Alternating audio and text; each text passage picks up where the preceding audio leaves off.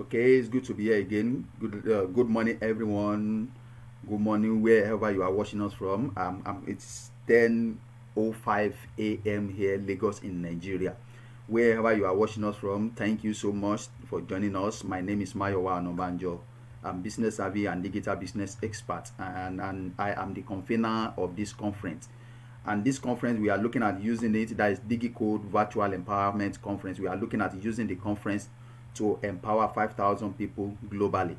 And I'm excited this morning again, and this is session 12. We have covered 11 sessions already, and we are going to 27 sessions. So I'm excited to have our guests in our midst today, and we are going to be learning what disruptive marketing is all about and how to go about it. So when I said I'm excited, you should know that I'm really excited. I'm excited because I know the ability and the capability of the speakers that we have around for this conference. So once again, thank you for joining us. And if you are online, please leave your comment. Let's hear from you. Let's know whether the audio is good or we need to adjust one or two things.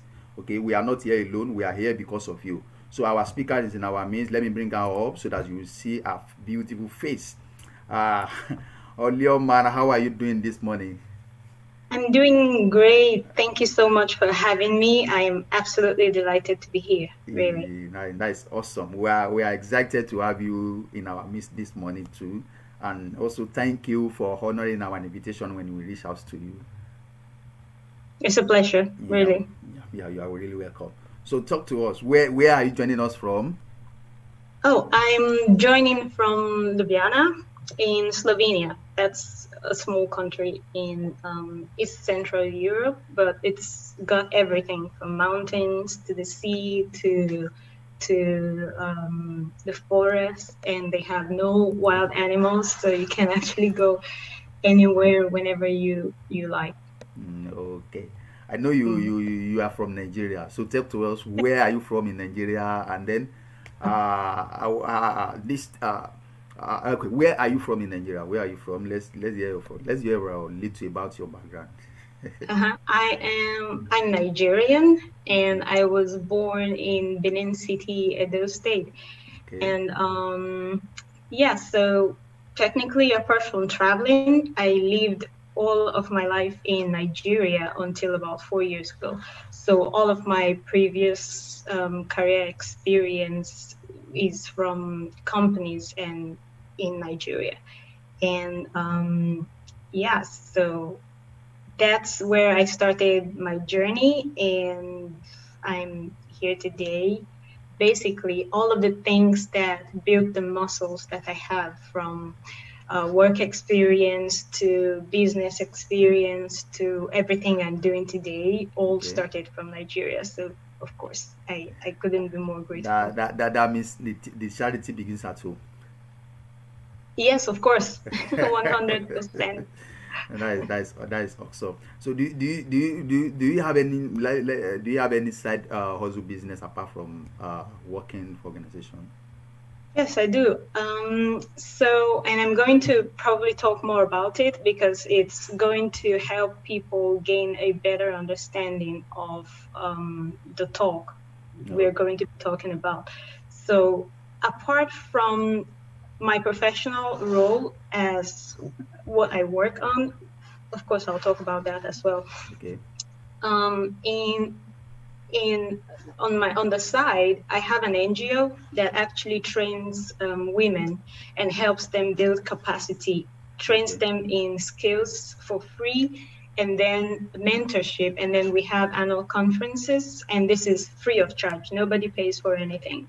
And then for business, I manage and own the Maximalist Resources, which of course is the screen you can see on the background. And we do a bunch of things in the Maximalist Resources. And we have an interesting strategy. And I think it would be great to also talk about this in the midst of the talk to help people also understand, because we do everything, literally, from marketing to business proposals and plan writing to resumes and CVs, mock interviews, to corporate communications, speeches, and press releases. And it's not exactly a one-man show. and I will explain more on the strategy and how everything works in the maximalist resources once we get into the main talk. So people can also maybe adopt that strategy for their businesses as well. Okay, that is awesome. One of the reasons why we put up this conference is that we understand that people are looking for solutions, not just information anymore. The information era somehow is going down. People are not consuming information at the moment. They need solutions, something that can help them to achieve whatever they want to achieve. And we believe that one of the solutions you are here to provide them today, because we know that at the end of this session we are going to be learning and understanding what the disruptive marketing is all about. But before we commence the session, let me quickly say one or two things about you. Lohi Omo-Ezemo is currently the Senior Manager of Strategic Marketing and Business Development at Comtrade Group, a tech firm that builds and manages forward technology for diverse industry. As part of some of the projects she has managed, she is currently building capacity in the field of AI and tech development, shaping the world today and the future. So in this conference, you are going to be leading us on disrupting marketing. I know from your little bio that I've read, I discovered that you have a knowledge of AI and tech, which is good, because I am kind of person that promotes the anything on digital space. That whatever you are doing now, you have to see how you can bring them up on digital space. You don't have to leave them alone on normal physical way. Bring them up, irrespective of the business. You can bring them up. So what I want to do right now is that I will be behind the scene while I allow you to continue the session from here. So now I'm behind the scene. Thank you so much. Thank you so much. And so we'll just dive right in. I will share my screen. So, okay, so I suppose we can see my screen. Yes, we can. Great. So today we are going to be talking about disruptive marketing. And before we go into the explanation, maybe this will just give you an idea of what it sounds like, what it feels like, and what it looks like when you talk about disruptive marketing, right? When we hear the word divergent, it's different. It's something that goes the other way when every other thing is going in one way. So when something is being done in a particular way and style, being divergent, it's taking a totally different route. And when we talk about the rainbow as well, we all know the rainbow, but there is no career or anybody anywhere that is known as the rainbow man. We have the weatherman, we have the newsman, we do not have a rainbow man. And that's because it's impossible to think about, right? And that's what disruptive marketing is about. Being able to go a totally different way and creating something that technically someone else has not thought about. And so about me, Mayua already talked about it, and I'm just going to rush through just a quick tale about myself and about the maximalist resources. So my name is Lohi Omo-Ezemo, and right now, currently, I am the Senior Manager of Strategic Marketing and Business Development for Comtrade. And what does that entail? It means coming up with strategies for marketing that is not the normal strategy that the usual marketing teams would think about. And also managing business development for teams. And Comtrade also have artificial intelligence and data management systems. And I'm also involved in that as well, in the management of all of that information and processes and infrastructure. Also, like I mentioned before, I'm the founder of the Strong Woman Initiative. It's an NGO for women empowerment. You can check out the website to see everything we offer and how you can gain advantage from that if you're female or you know someone who's female and would be able to use the capacity development tools that we have on the Strong Woman Initiative. And I'm the founder of the Maximalist Resources, and the tagline is rebrand you, pace your career. So, your career, your promotion, the new job you want, the new life you want to have for yourself is all in your hand. And how do we do that? So, like I mentioned before, we have an interesting strategy in place. The Maximalist Resources does not have any official employee like a normal regular company does have. And this is because the whole idea is that we don't want to have a physical company, a physical building where people go. So it's 100% virtual, and it's 100% done by professionals. So everyone who is working on any of the tasks, any of the areas of specialization that we do is a professional, has an MBA degree, and has years of experience in that field. And how does this work? Most of the contact that I built in my MBA years actually formed most of the partners. I like to call them partners that I have who work on all of the tasks that we have as an organization. And to tell you the truth, all the businesses we've done and all the clients we've had, we have had them based on the business model of the company. So how do we market, right? We don't do the brick and mortar style. We don't even have any social presence. We only started creating the Instagram account recently because we decided, okay, let's branch into that and see if we can push our client base a little bit further. So it's just the website because people want to see a website, right? But the website isn't mostly responsible for all of the customers we've had. It's usually the strategy we have. And what's the marketing strategy for the Maximalist Resources? We attend virtual conferences where our target audience is, which is small and medium enterprises or startups. So we go there and we get into conversation, talk about our personal expertise in what we do, and then these people ask us to do something for them.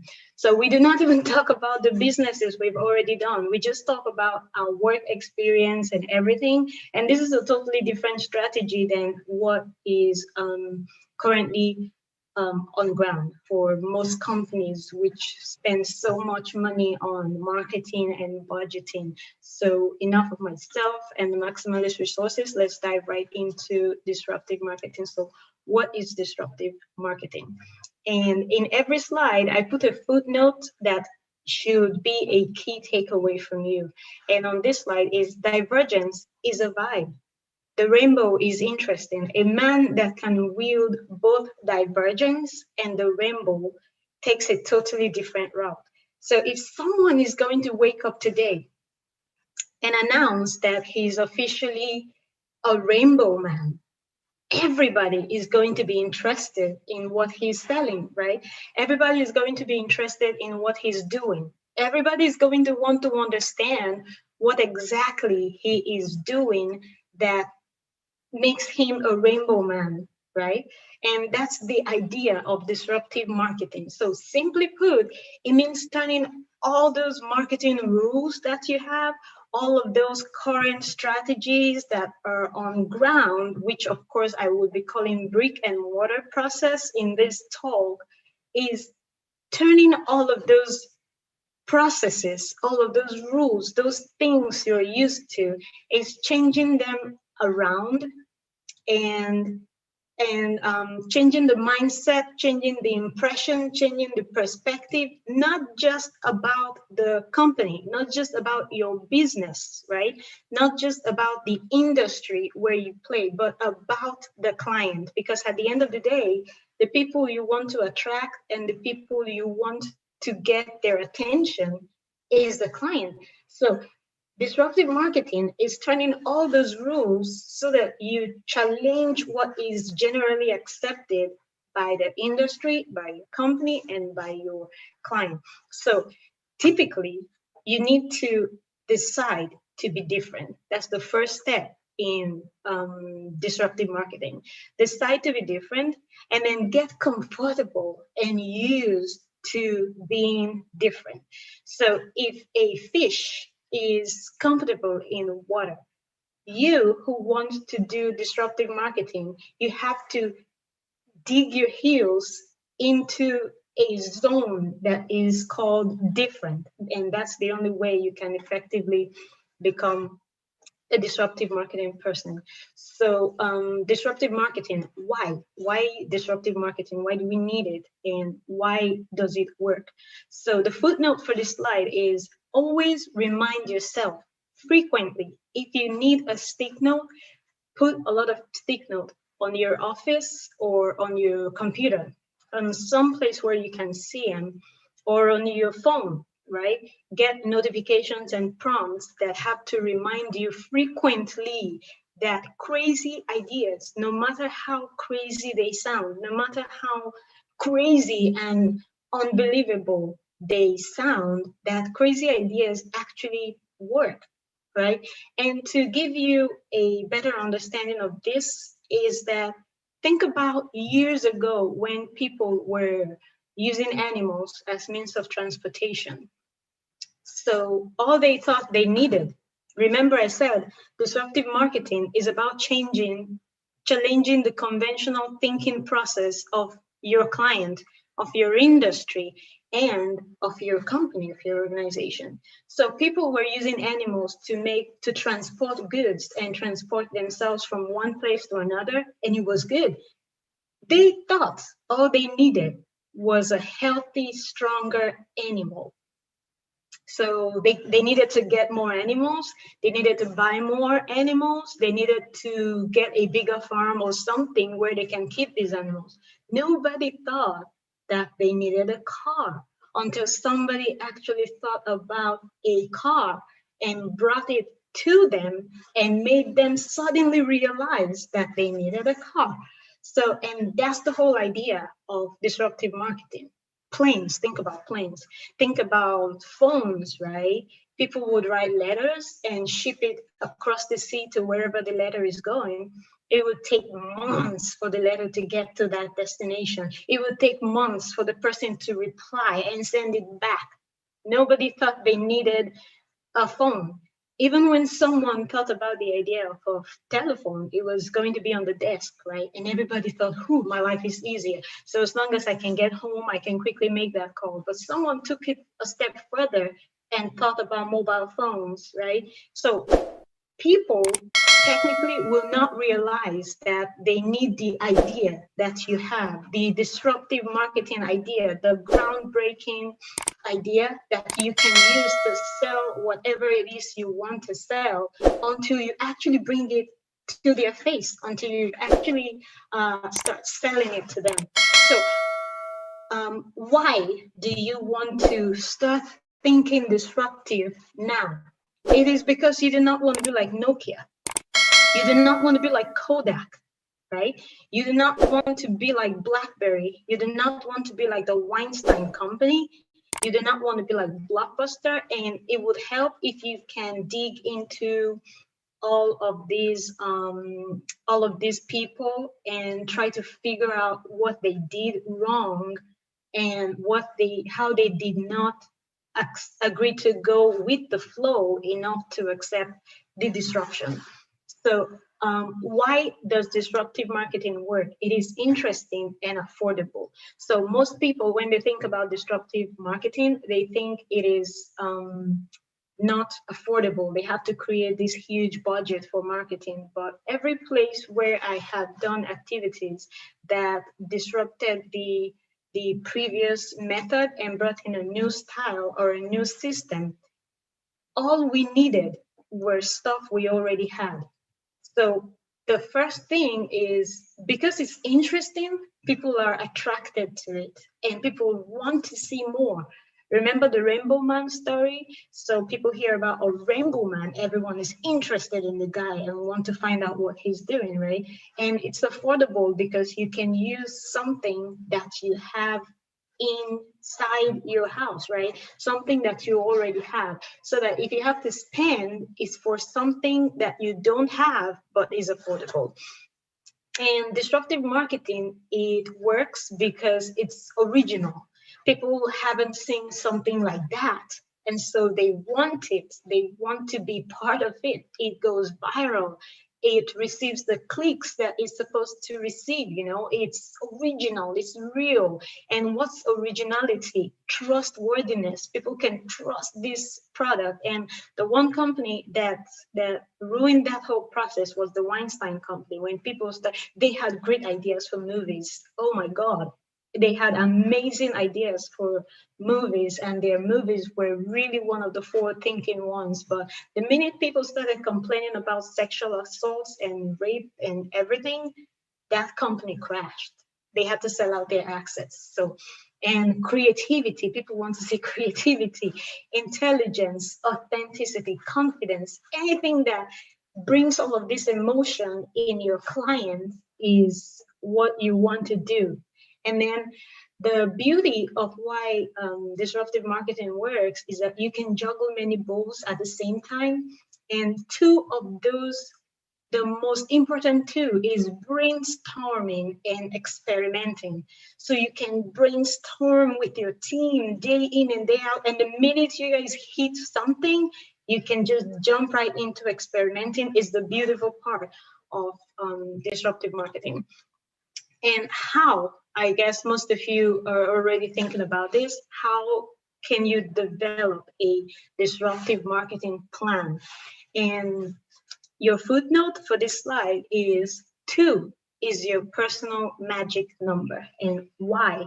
Because every team should have especially if you're a big company, right? And you did not start out your organization with a model that allows for experimenting and brainstorming, like the maximalist resources. It's very dynamic. So, and that's exactly how the business model started. So there is no problem with continuing with disruptive marketing in that case. But if your business model started with a brick and mortar plan and you're already on ground, 2 is your magic number, because 1, you want to have a marketing team that's brick and mortar, right? That can continue your campaigns and everything you're currently doing without changing the flow in your publicity stunts and your publicity rate. And then 2, you then create a disruptive marketing team that needs to work on the new strategy. So how do you get your new disruptive marketing team to start out, right? The first thing is you must be willing to shift your mindset, to change how you think, right? So you have to decide that effective yada yada date, when you decided to go disruptive, you will stop thinking like a normal person. That's the first decision you need to make. 2, if you're not the owner of the business, you work in a company, you have a boss, you need to find a way to get top management and stakeholders to buy into your disruptive marketing drive. And how do you do that? It's really simple. What are they eager about in the company? What do they want to do? What is their goal? What is their drive? What makes them tick, right? Your bosses, the people who make the final decision in the organization, what's the thing that's driving them at that particular point in time? Great. Once you find out what is driving them at that point in time, build your pitch on that thing and hinge your disruptive marketing proposal to that thing that is they're so passionate about. That's the best way to get your top management's buy-in into your disruptive marketing plan. And then the next step is you must be willing to change your company infrastructure and even possibly the business model of the company. It's like a whole revamp of the whole process. And this is why that second point is very important. Your top management and major stakeholders must have bought into your plan to do disruptive marketing. And then here comes the shaky part. You must be willing to take risk, because the thing is, disruptive marketing can be so good that it launches you to a totally different level. And then it can be so bad that you totally fail. And then if you are really into disruptive marketing, you can ride on the failure to come back up, right? So it can be so bad, right? The videos or the media publications that you do can be so terrible that it would go viral. And then people will be like, this is the worst ad on the internet. But hey, it's gone viral. And then you, because you're no longer thinking like a normal marketing person who would be trying to do damage control, you would be riding on the failed marketing stunt and publicity. You see, a normal person who would be thinking normal ABC would lose it at that point, right? But a disruptive marketing person would start seeing the opportunity in the failed disruptive marketing strategy and then ride on it. So you must be willing to take risks. It must become your second nature. You must accept it. People are criticizing you. You must be willing to ride on that criticism and use it to make your publicity shoot even higher. And I have some examples in future slides. So the next thing you need to do, which is the next most important part, is to gather data about current and emerging markets. In this case, what is emerging market? Emerging market is not the market that the current client base is proceeding to. Emerging market for you as a disruptive marketing person is the place where your clients don't know they need to go that you want them to go. Remember the animal versus car and flights illustration, where the people using animals did not know they needed cars until someone brought a car into their vantage point. Great. So for you, gathering data about emerging market is gathering data about where your clients want to go so that you can manage. So when eventually you bring in the car and they buy into the car idea, how do you manage the crowd in that particular region, right? In that particular market. So and sub points, what they need, what do your clients need now? Leave that to the conventional marketing team because they're already working on it, and what they need but don't know that they need it, which is what I just explained. And then another important data you need to gather is the spending patterns of your target group and why. So if your target group is spending so much money on phones, why are they spending so much money on phones, right? And how, so you need to gauge the mood, the emotions. The data you're collecting is not just physical information. It's gathered through surveys, through one-on-one conversation, through meeting people in that age group, attending events that age group attends, is breaking into the market to gather data. So it's a lot of work.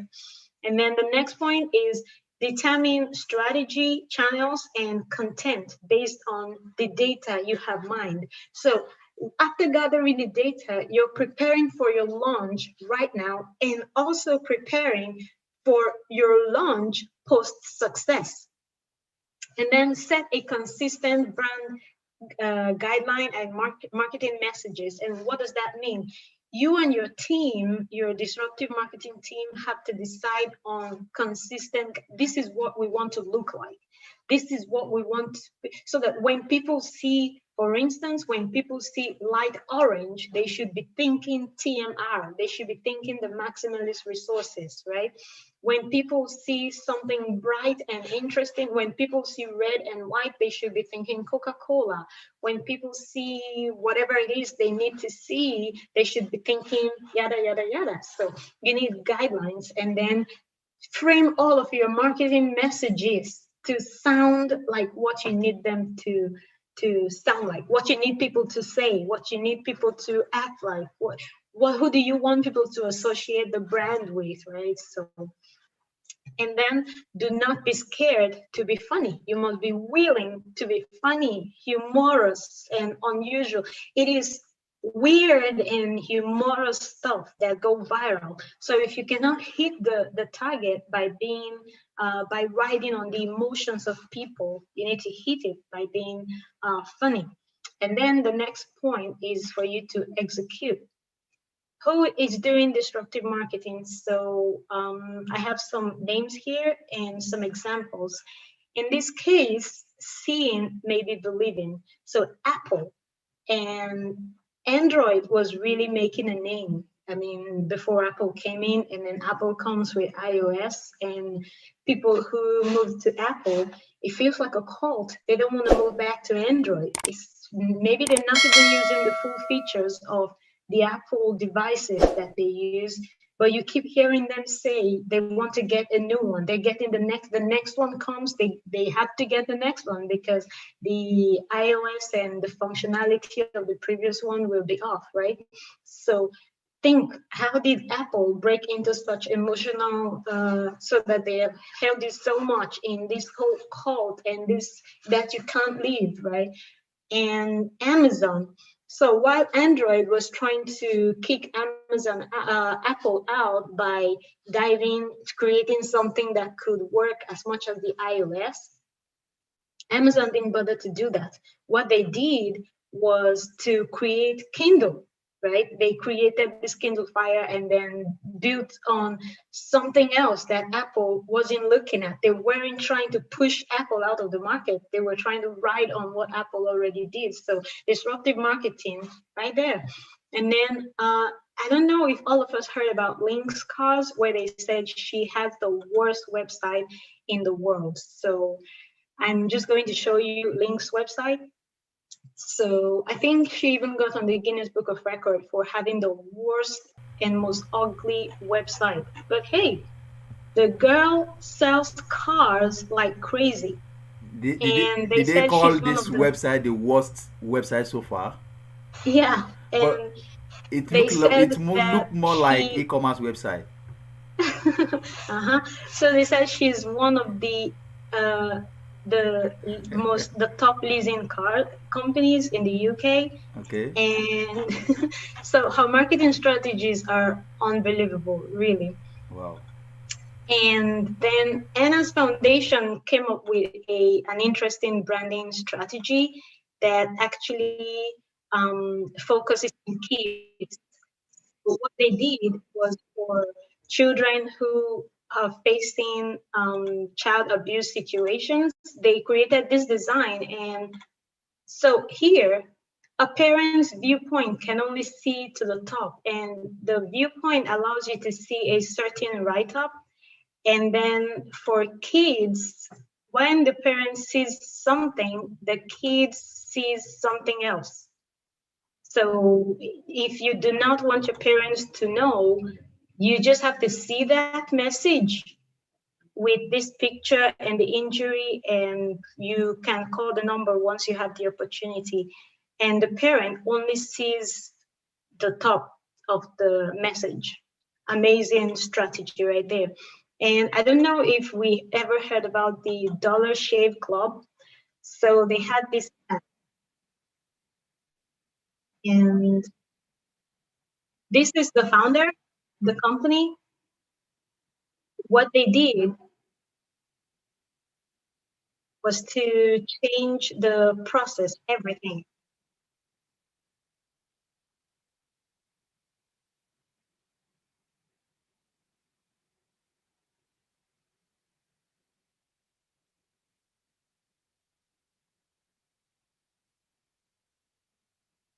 So absolutely delightful and off the hook, funny, and I'm pretty sure we also heard about the bill work he already shaved, and he got fired for it. It was so funny, and unrealistic, right? I could go on and on. So the Singapore Red Cross, what they did to advertise their product is actually that they got people in different industries and told them. So a comedian would come up and say his name is da da da da da, and he has comedy in his blood. So he's going to donate blood, and you're going to laugh a lot, right? So that was a strategy. And Lego is one company that we cannot even begin to start. What's their marketing strategy? They created an ideas website where everyone can go and submit their ideas. You can contest with your idea and win prizes. But hey, they're giving Lego materials and content.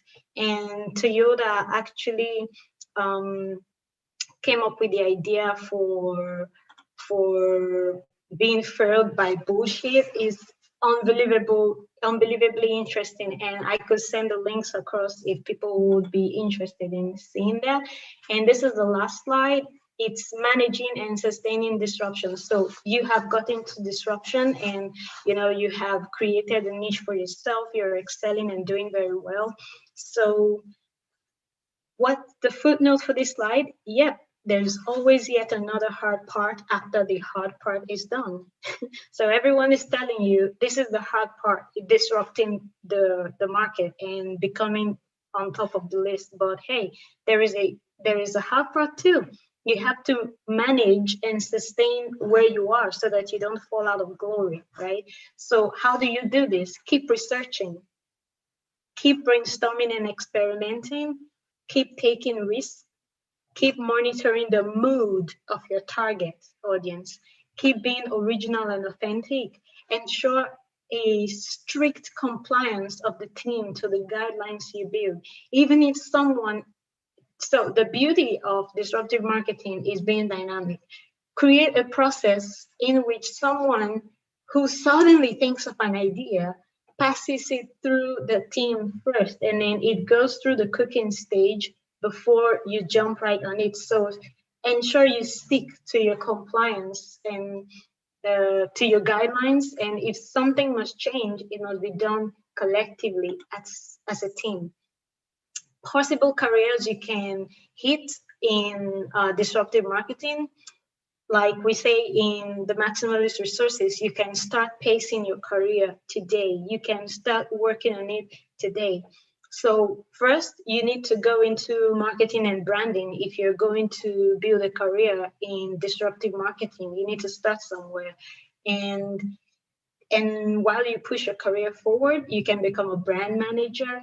You can become a marketing manager, marketing research analysis. A lot of disruptive marketing hinges on research. So you can start from there, right?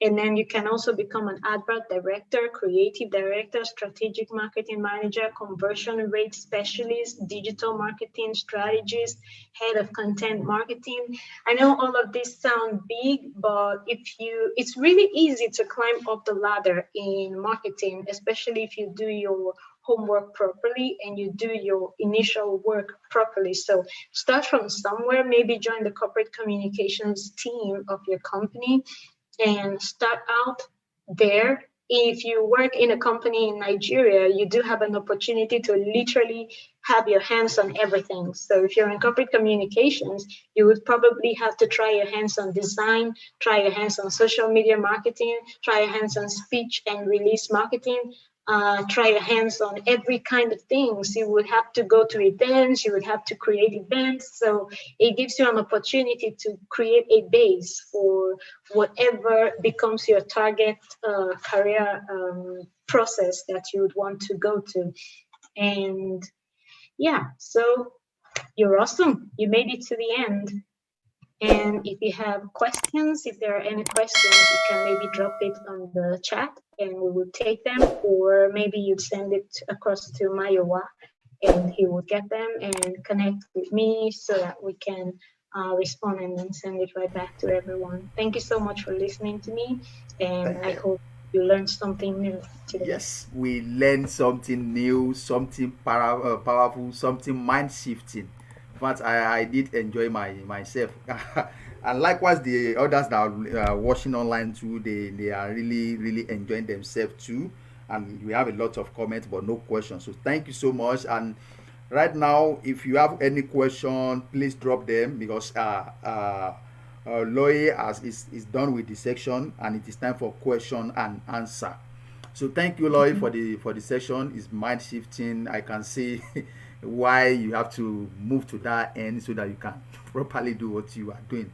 In fact, thank you so much. Thank you so much. But what I want to do is this. What I want us to do is this. I don't have question, but just one practical step. Just look at it, any business that you know, pick it up, then think about it from the product creation to product launching, then how that product can become a go-to in the market using any technique that you have outlined as a disruptive marketer practitioner.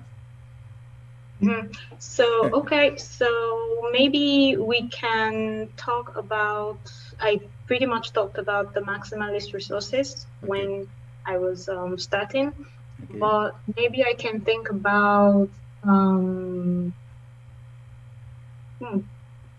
a possible company that I can think about, or let me use my company for instance. Okay.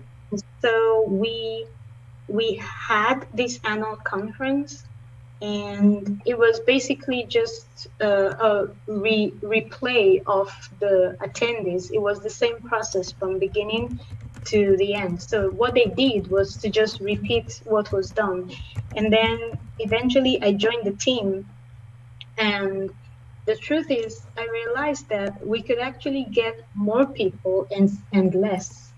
We didn't have to break the bank to have that event done to the point where it was done. I mean, this was in 2019. In 2020, we had to go online, but 2019 was the least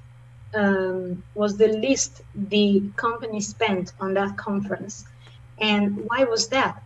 So this is the product. The product is a conference for AI and tech professionals. Okay. And technically they could attend, but they would only attend if the company was going to sponsor their attendance.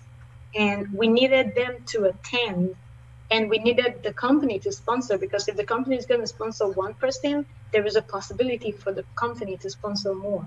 So what did we do? We created a strategy that allowed the company decide how many people they were going to send, and we gave them a range of what they could pay for, and put in that package, including accommodation and everything. Now, the thing is, before, you just register and then you go, and then you have to plan your trip, you have to plan your accommodation, you have to plan every other thing. And then we also created a process where there is an initial meetup, which is going to be a place where they can come and meet each other before actually starting the conference. And a lot of them looked forward to that. And then after the conference, to also have like a semi-party after the conference. And what else? These people usually don't post on social media, and much less post about a conference they're attending. So we created a challenge that will make them want to engage on social media to further push the notification and awareness of the conference. So the conference was one way, and it was just repeat and play. But we had to involve a lot of other things in between to get people more engaged, more involved. And then that year, we also had a huge spike in how many people already pre-registered to attend the next one, which literally never happened before.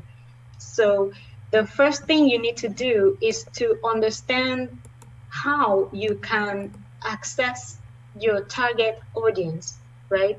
What do you need to do to get their attention and their buy-in, so that they're not just buying your product because they want to buy it.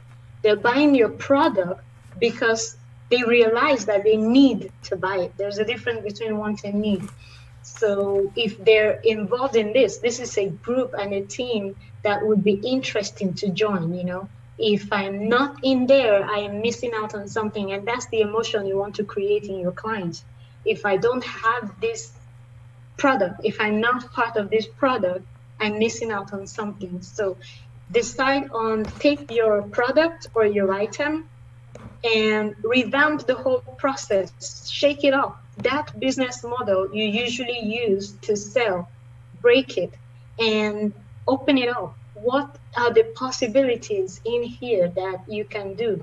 If you were selling at 10 naira, for instance, can I start selling at 5 naira and then have more people buy without reducing the quality, and then push this into the lower, so that at this point in time, my product isn't just on a particular plane, but it goes into this market and I can reach more people. And so people subscribe, right? They don't just buy one time and leave for 10 naira. If I now sell at 5 naira and people subscribe, a yearly subscription, for instance, and then that person who would have bought one time 10 naira and disappeared now buys the whole year 12, one each month. And so I sell 12 of that thing to that person, and that person brings more people. And what else can I do? Can I create a hub for these people? And then they sell their membership to other people who can join. And at that point in time, your 10 naira product can eventually move up a bit to even 20 naira, so that you begin to earn twice what you were earning before. So disruptive marketing is really easy. You just need to stop seeing things exactly the way you've been seeing them, and then start thinking from the angle of, you know, mixing up everything and then building up a brand new structure. Okay, thank you so much, so much, so much.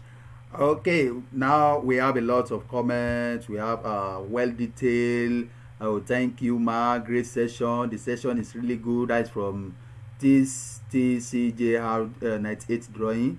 Onome Akon is a great session. Onome Akon say thank you, Ma. Chinyere Ngugu say Chinyere Ogo Giselle, well detailed.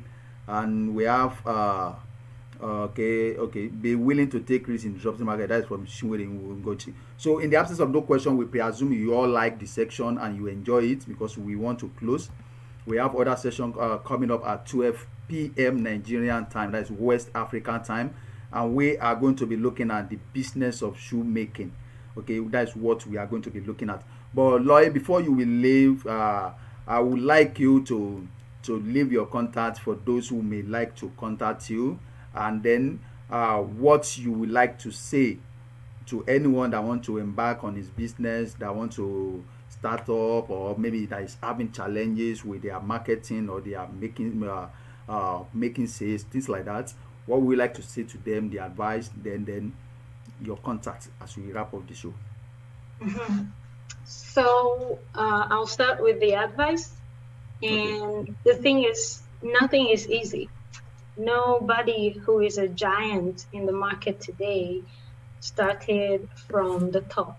Like Gary Vee, who is one of the people I admire a lot, says everyone started from 0 followers. And that's the truth.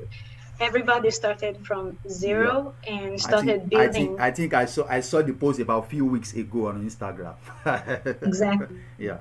So everyone starts from 0 followers. So everyone started from a really, really low point and then built it gradually. So here's the secret. Apart from everything I've shared on disruptive marketing, the secret is you need to be consistent. At least nobody forced you to start what you started, right? Yeah. You loved it, or you discovered there was a vacuum that needed filling, which is a great start. But how you decide to tow the journey is what's going to decide if you get better results quicker or later.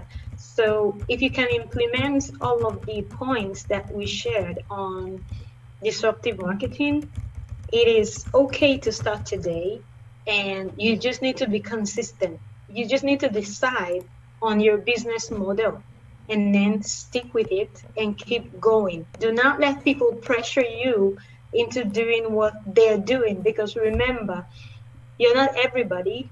You are different and your process is different. So it's okay to choose to go on in disruptive marketing. And if you would want to start in disruptive marketing as a career, like I mentioned before, if you work in a big company, start joining in most companies in Nigeria, it's not exactly called marketing, because marketing is only becoming this kind of marketing recently. In Nigeria, marketing is going out to do stuff, and in other countries, that's sales. But if you want to do marketing, this one, in some companies, it's corporate communications. So you need to find a way to shift to the corporate communications unit and then start out there. Like I said, in Nigeria, once you're in the department, you do not get to work just the job description you're assigned. You get to do